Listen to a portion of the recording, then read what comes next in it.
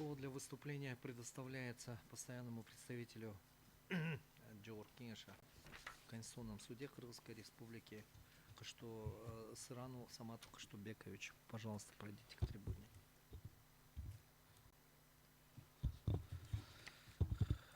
Саламатсыздар, уважаемые дорога, уважаемые судьи Конституционного суда, уважаемые стороны.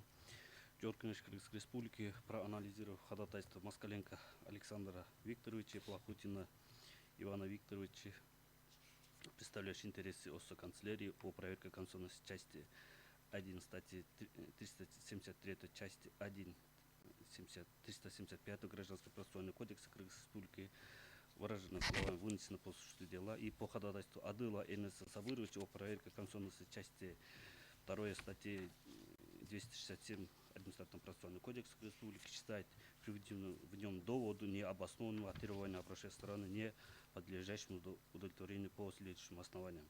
В соответствии с частью 1 и 2 статьи 61 Конституции Кыргызской Республики каждому гарантируется собственная защита его прав и свобод, предусмотрен Конституцией и законами и международным договором, участником которого является Кыргызской Республики, общепризнанным принципами и нормами международного права. Каждый вправе защищать свои права и свободы, а также обеспечивать восстановление нарушенных прав всеми доступными способами, не запрещенным законом. Гарантируемая Конституцией собственная защита, конечным результатом которой является вынесенное справедливое решение, не может быть признана полной и эффективной, если установленное правовое регулирование не представляет возможность пересмотра собственного акта ввиду возникновения существенных обстоятельств, о которых суд при вынесенном решении не знал или не мог знать по независящим от него объективным причинам. В этой связи законодательство предусматривается правовой механизм пересмотра выступившего законной силы судебного решения. Из смысла норм Гражданского процессуального кодекса Кыргызской Республики вновь открывшиеся обстоятельства — это обстоятельства, существовавшие на момент принятия оспариваемого судебного акта, выступившего в законную силу, вынесены по существу дела, которые не могли быть известны заявителю. Отличительным признаком вновь открывшихся обстоятельств является их возникновение после рассмотрения дела по существу и вынесения судебного акта. Правовым последствием возникновения вновь открывшихся обстоятельств является пересмотр судебных решений, вынесенных по существу дела. Специфика норм института пересмотра по судебного акта по вновь открывшимся обстоятельствам выражается в том, что он регулирует правоотношения по пересмотру судебных актов по фактическим обстоятельствам, а не по основаниям неправильного применения норм закона. Законность судебного акта в данном правовом институте становится зависимой от изменяющихся фактических обстоятельств в связи с возникновением вновь открывшихся обстоятельств. Содержание этого института выражается переоценкой фактических обстоятельств материально-правового отношения с позиции того, могут ли вновь открывшиеся обстоятельства повлиять на сделанные судом правовые выводы по ранее установленным в судебном заседании обстоятельствам. Суд в данном институте не пересматривает вынесенные по делу судебные акты с позиции их законности и обоснованности применительно к фактическим обстоятельствам материально-правового отношения, поскольку эти задачи реализуются в иных производствах, апелляционном, кассационном. Нормы института пересмотра гражданского дела по вновь открывшимся обстоятельствам не основаны на необходимости устранения допущенной судом ошибки в применении толкования норм закона. Существо анализируемого института выражается о том, что сторона материально-правового отношения не исполнила в процессе процессуальную обязанность по предоставлению доказательств из-за небрежности или злоупотребления процессуальными правами в силу неосведомленности о существовании имеющего правовое значение обстоятельства этого правоотношения. Только по этой причине стороны не предоставили суду доказательства в обосновании заявленных требований или их опровержения в целях защиты прав и исполнения действительных обязанностей, вытекающих из этих обстоятельств. Это же мотив побуждает сторону обратиться в суд с заявлением о пересмотре судебного акта по вновь открывшимся обстоятельствам, когда указанные обстоятельства в силу их существенности влияют на содержание прав и обязанностей участников материально-правового отношения. Порядок пересмотра по вновь открывшимся обстоятельствам судебных актов, выступивших в законную силу, вынесенных по существу дела, представляет собой исключительную стадию гражданского процесса.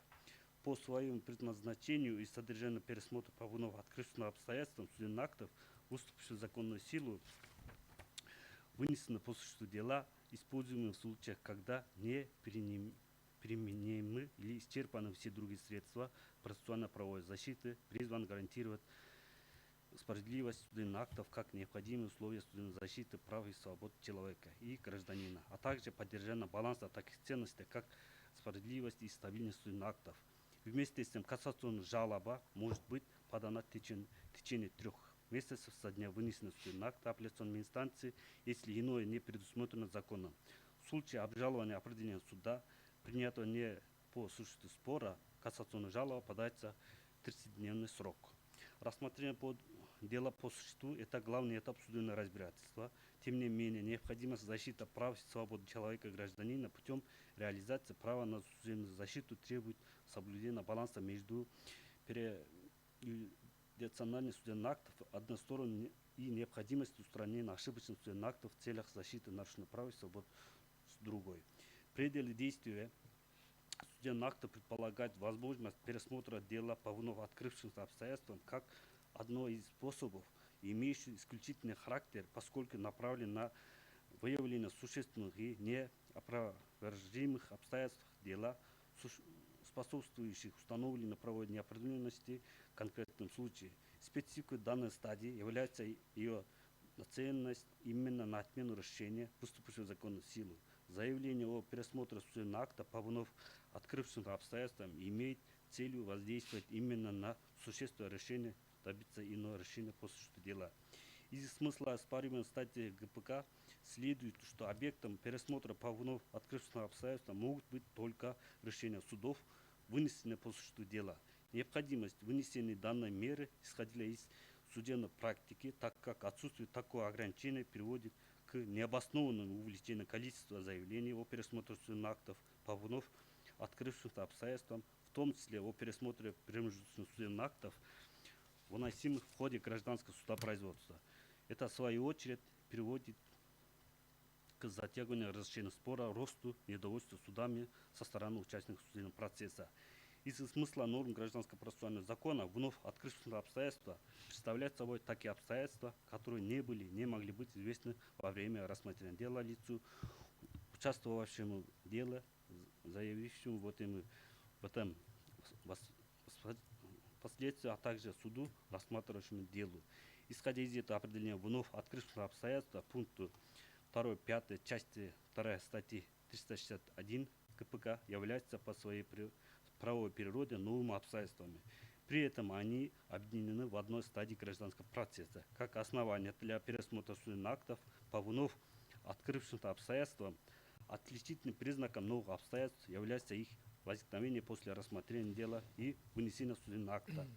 Правовым последствием как вновь открывшихся обстоятельств, так и новых обстоятельств является пересмотр судебного решения. Новые обстоятельства, как вновь открывшиеся обстоятельства, как основание для пересмотра судебных решений, должны иметь строго очерченные границы, то есть не содержат абстрактных определений, иначе это будет противоречить правовой стабильности и определенности судебных актов, приводит к нарушению принципов правового государства. Поэтому Конституционная палата не усматривает исчерпывающий перечень вновь открывшихся обстоятельств ограничений доступа к правосудию. Также, согласно судебному решению Конституционной палаты Верховного суда Кыргызской республики от 17 марта 2021 года отмечается, что по своему предназначению и содержанию пересмотра по вновь открывшимся обстоятельствам судебных актов, выступивших в законную силу, используемых в случаях, когда не применимы или исчерпаны все другие средства процессуальной правовой защиты, призван гарантировать справедливость судебных актов как необходимые условия судебной защиты прав и свобод человека и гражданина, а также поддержание баланса таких ценностей, как справедливость и стабильность судебных актов. АПК, предусматривая возможность исправления таким образом ошибочных судебных актов в качестве составляющей права на справедливое правосудие, тем не менее, очерчивает границы, при которых это допустимо с учетом принципа правовой неопределенности. Так, пересмотр судебных актов, выступивших в законную силу, допускается при наличии вновь открывшихся или новых обстоятельств, которые осуществляются судами, принявшими такие акты.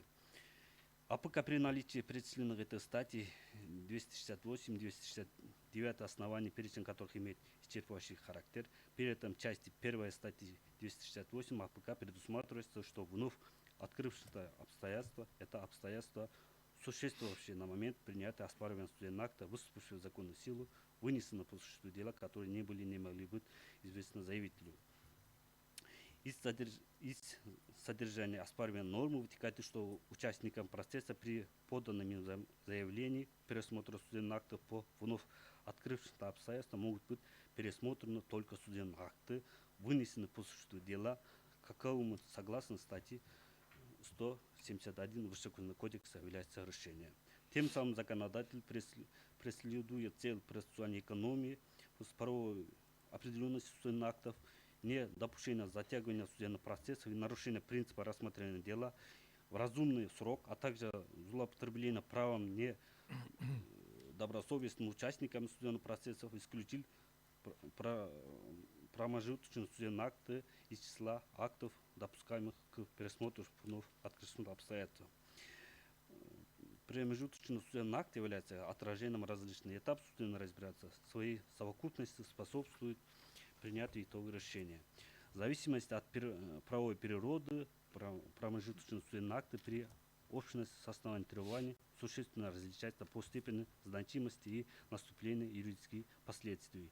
Оспариваемые статьи ГПК следует, что объектом пересмотра по вновь открытым обстоятельствам могут быть только решения судов, вынесены по существу дела. Необходимость вынесения данной меры не исходили из судебной практики, так как отсутствие такого ограничения приводит к необоснованному увеличению количества заявлений о пересмотре судебных актов по вновь открытым обстоятельствам, в том числе о пересмотре промежуточных судебных актов, выносимых в ходе гражданского судопроизводства.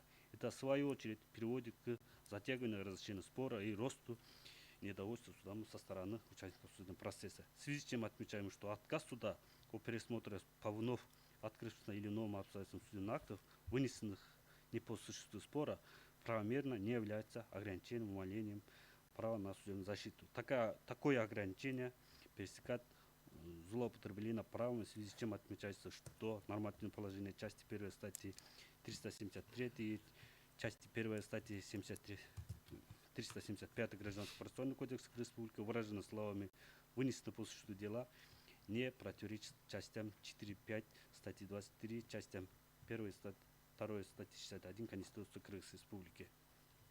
По ходатайству Адылов Ениса Сабыровича пересмотр по вновь открытым обстоятельствам как стадия процесса – это часть судопроизводства, объединяющая определенный круг процессуальных действий, направленных на достижение самостоятельной цели.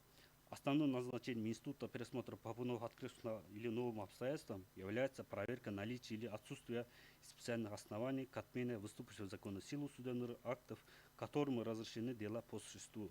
Наличие данного института повлияет исправить допущенную судебную ошибку по выступившему в законную силу судебному акту, которые не могли быть выявлены ранее.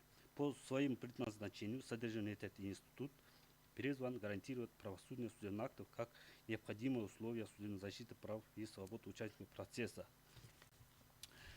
При этом новые обстоятельства, вновь открывшиеся обстоятельства, как основание для пересмотра судебных решений, должны иметь строго очерченные границы и не содержать абстрактных определений, иначе это будут противоречить правовой стабильности определенных судебных актов, приводит к нарушению принципа правового государства. Так, норма установлена в части 2 статьи 267 АПК Кыргызской Республики, регулирующая правоотношения по пересмотру судебных дела, завершенные итогом процессуальным решением, соответствует своей правовой природе и предназначению и не ограничивает право граждан на судебную защиту. На основании изложенных считаем, что оспариваемая часть 2 статьи 267 Административного процессуального кодекса Республики не является противоречащим части 4 статьи 23, частям 1 2 статьи 61 Конституции Кыргызской Республики. Все.